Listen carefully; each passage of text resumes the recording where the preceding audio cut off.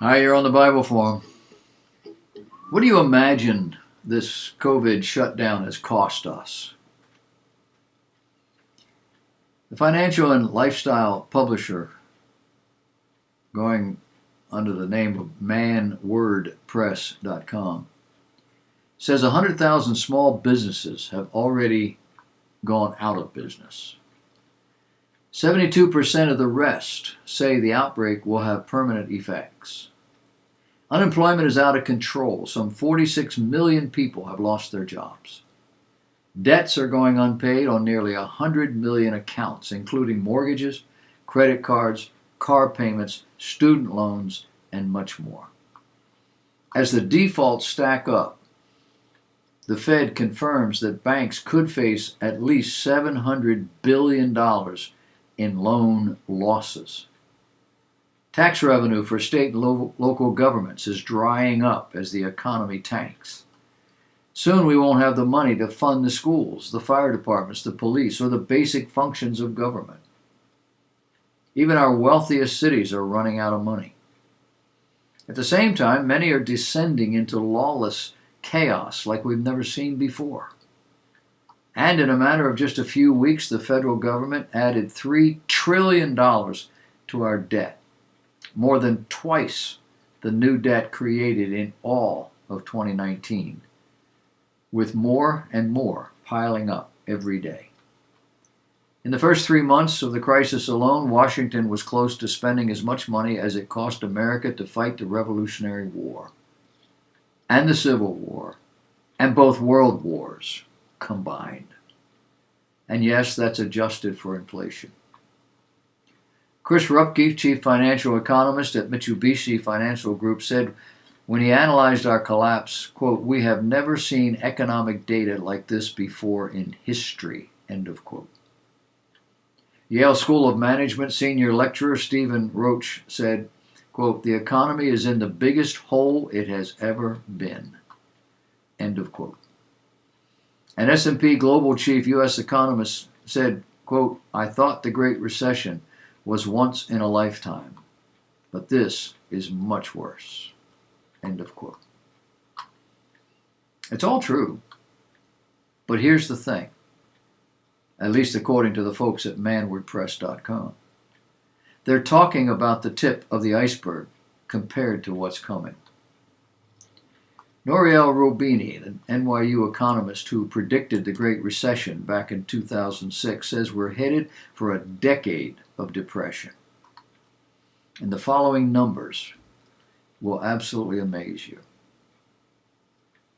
It seems the Fed is estimating that there were 3.8 million foreclosures between 2007 and 2010.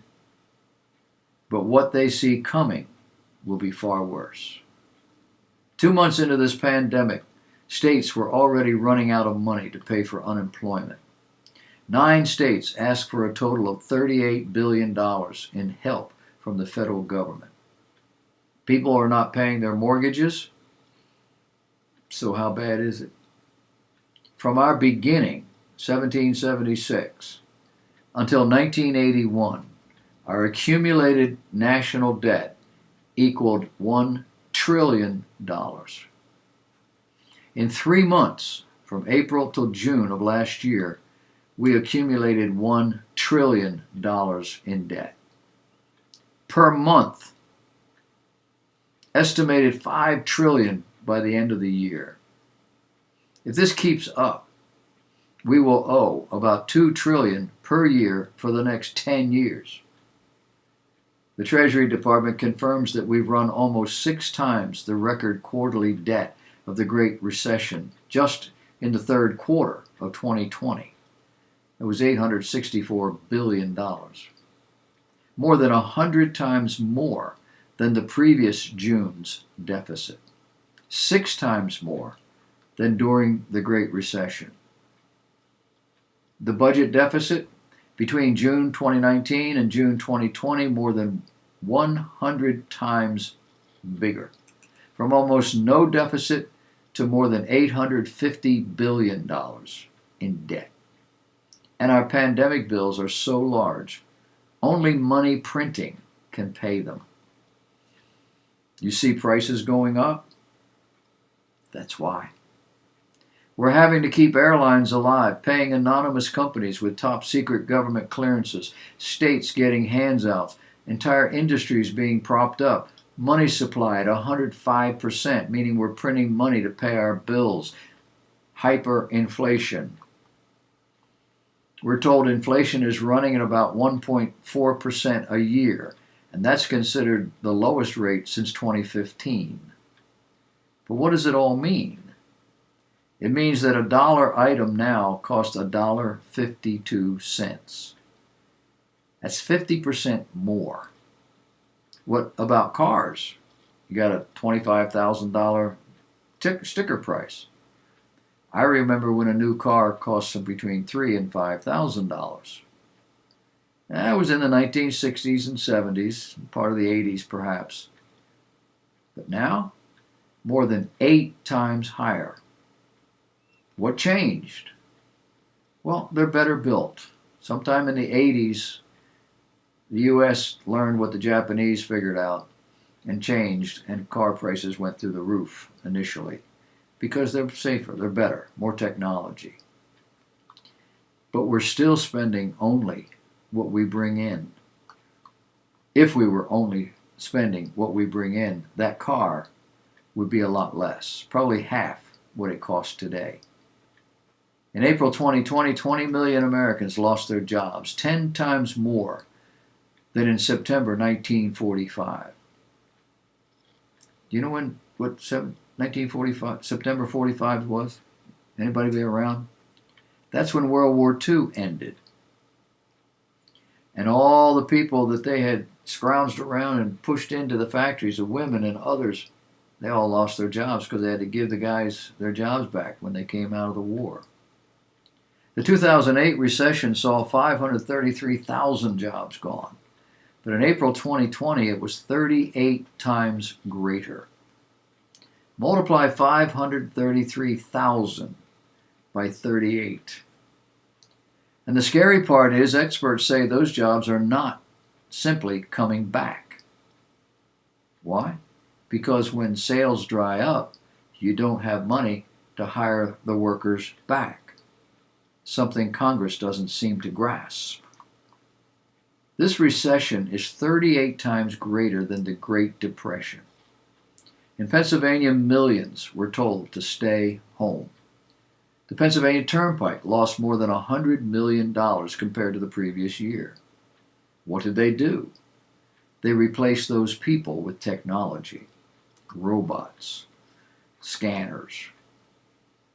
Do you think they're going to hire those people back? 86% of restaurant jobs, 76% of retail jobs, 59% of recreation jobs, just gone, up in smoke.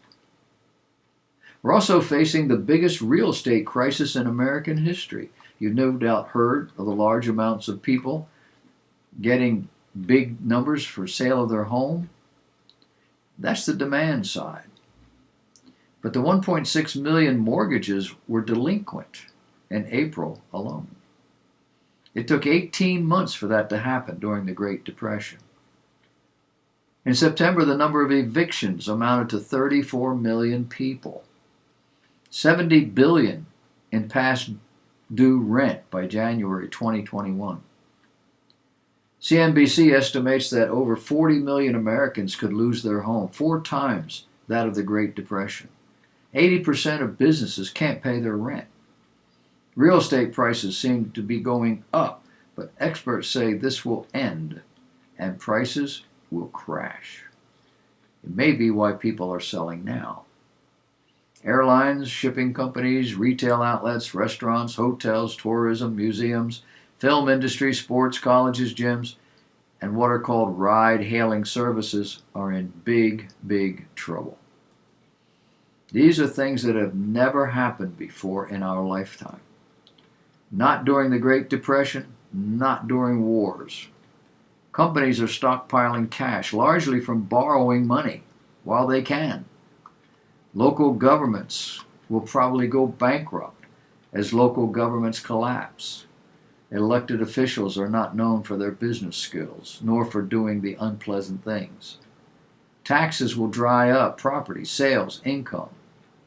Many states are already feeling the pinch, and that doesn't allow for what happened in Texas last month, as an example. An electrical system that is far outdated and unable to handle what northern states deal with every winter. Human nature? If it ain't broke, don't fix it. That doesn't apply to power grids. It doesn't apply to water supply systems. In these industries, if you don't upgrade, you're going to be out of business. The answer to most of these problems is inflating our currency, which is another dead end. And it means inflating our debt. We're good at that. One research director at a major financial outlet said, quote, "Big government deficits are the only thing keeping the U.S. economy on life support. The alternative is massive defaults, evictions, bankruptcies, which will devastate the U.S. economy. And the bills for this pandemic are so large, the only way we can pay them is to print more money. $61 billion to keep airlines alive, $17 billion to anonymous private companies with top secret government clearances. Congress inundated with lobbyists wanting money for hotels, military contractors, banks, farm subsidies, postal service. Have you seen the new trucks? Schools, colleges, Broadway actors, motion picture associations. The list goes on. Experts believe the U.S. dollar is going to fall. Social Security money in jeopardy and due to run out in 2036. Today it's running lower and or getting harder to collect. When the government starts propping up the economy, and they will, it will create major inflation. That means your dollar is going to be worth a lot less.